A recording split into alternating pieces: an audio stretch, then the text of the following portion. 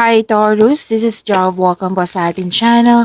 By the way, Taurus, this is your second half of the month of December from December 16 to 31, 2025. Gamitin ang reading na ito bilang gabay lamang kung naka-resonate kayo, comment down. Tandaan, Taurus, ito ay general reading. Kunin nyo lang po kung ano naka-resonate sa iyo. This is for you, Taurus.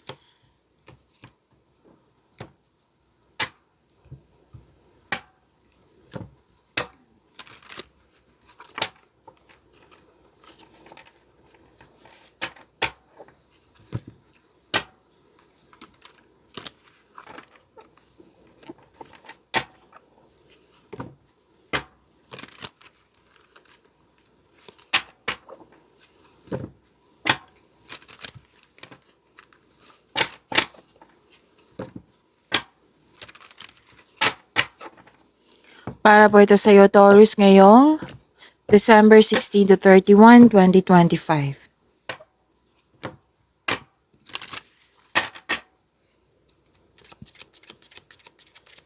Angel number para kay Taurus.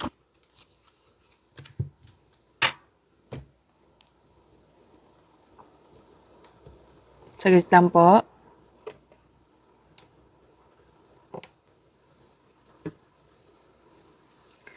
Angel number 1212. Stay focused on your best possible future and remain optimistic throughout the entire entire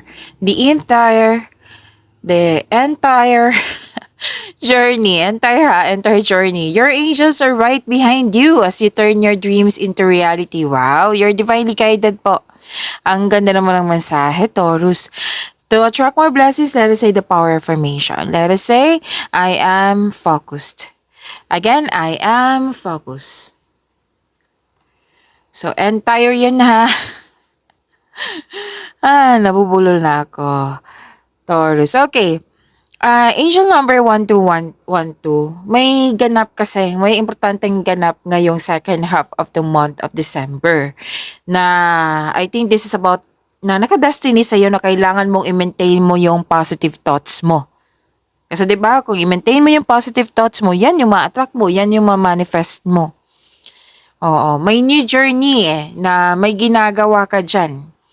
Opo, na malalaman mo yung purpose mo. And at the same time, ginagabayan ka ng mga anghel na para may sa katuparan mo yung pangarap mo sa buhay. Okay, so that is angel number 1212. So focus sa mga ginagawa niyo ngayon, Taurus.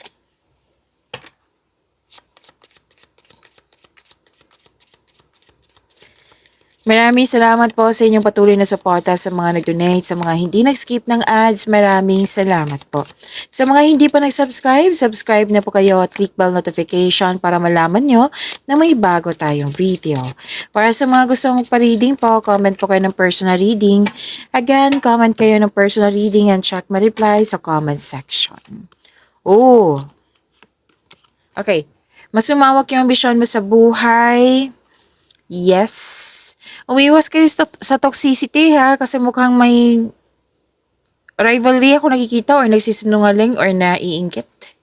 Oo. So, umiwas na lang. Huwag kayo mag-focus sa ganyan. Mag-focus kayo sa mga binigay na blessing sa inyo para pagyamanin nyo. Taurus.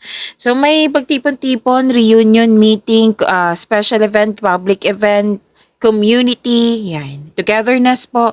Tapos, harvest time. Taurus, harvest time po.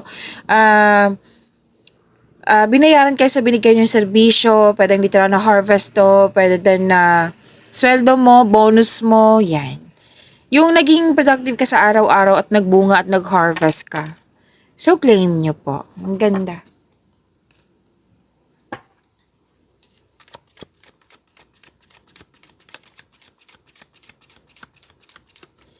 Energy ni Taurus. Ngayon, December 16 to 31, 2025.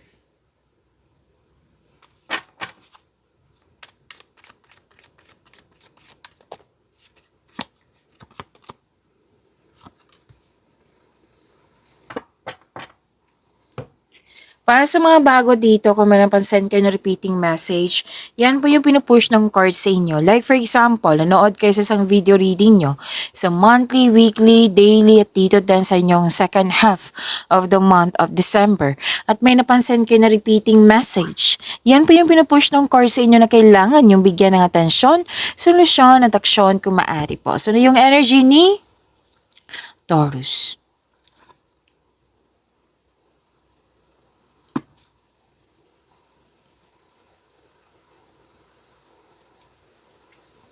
Awakening, acceptance, self-assessment. Yes, may transformation, may ending with new beginning. You have the power. I believe this is resilience. You're taking action with courage po. Okay? Tapos, nakita ko dito na malalim ang iniisip mo yung, na, anong tawag dito? Transformation nga. May parating na paghahatol or may pagbubunyag at may magsasorry sa iyo. This is also means accept and release your past so you're able to enjoy the next phase of your life. Kasi itong dalawang card nito is may naapektuhan yung present. Like, may nangyayari sa nakaraan na ayaw mo mangyari ulit sa present. Tapos nang siyang dahilan nagkaroon ng delay kasi nga ayaw mo mangyari ulit yung nangyari sa nakaraan. Sa nakuha mo. Okay? So you have to release this fear. Kasi fear ito Kailangan mo i-release mo ito. Forgiveness. Kailangan din ng forgiveness. Surrender, accept, release, and forgive. Forgive yourself. Kung tao mo nang involved nito, forgive this person. Pwede mo naman siya patawarin through your mind and heart. Hindi po kailangan na, hindi man naman siya nag-ask ng forgiveness, Miss Jav. Hindi naman kailangan na hintayin talaga yan. Pwede mo siyang patawarin through your mind and heart. Gagawin mo ito, hindi lang para sa kanya, gagawin mo to para sa iyong sarili, para sa iyong inner peace. Okay? Help yourself. Accept your mistakes as well sa person na ito so you can successfully let the past go. Pero then, na may tao na, di ba, mahihingi na sorry sa iyo, may babalik yung dating close mo. Babalik siya at maghingi ng sorry sa iyo. So, kung nangyari naman ito, kung mangyayari pa lang, seek forgiveness in order to move forward. Again, kung may trauma pa, pwedeng hindi mo siya kausapin, pwede mo siyang i-text lang, email mo ba, or ipasabi ba. Oo, kasi mahirap yung trauma, which is, kailangan ng healing talaga niyan, di ba? So, forgiveness, mag-start talaga to sa forgiveness. Okay? Tapos, dalawang card kasi nagsabi dito na may gagawin kayong desisyon. Pero tagalan kayo sa paggawa ng desisyon kasi pwedeng naging defensive, ayaw nga yung sinabi ko nina, ayaw mangyari yung nakaraan. So, you have to let go of this past. Okay? You have to release this past and move forward kayo into a new and more successful period. Yes, may success na parating sa inyo. Okay? So, don't hesitate too long. Kasi yung pagiging guarded, hindi naman yung masama, pero kung too much, masama na. Magkakos kasi yan ng delay So, you have to release this fear, this trauma, para bumukas yung new doors for you para makapag-decide ka ng maayos.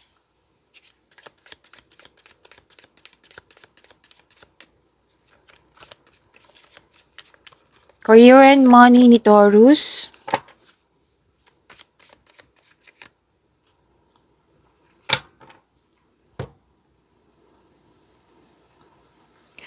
Nakikita ko dito, nagkaroon po ng kampante ka. Oo, emotional stability, empathy, magaling ka na leader, magaling ka sa mga ginagawa mo, stable ka na sa piling mong career and financial stability. Ganda. Claim nyo po. And may magaganap na collaboration. Kung may-ari ka ng negosyo, pwedeng kayo ay mag-hire due to increased profits kasi peak season ngayon. Pwede doon kayo ang na-hired. May business travel din ako nakikita dito. Kasi this is about growth and expansion and success. Ang ganda ng career and money mo. Love life, self-love, partnership, and romance.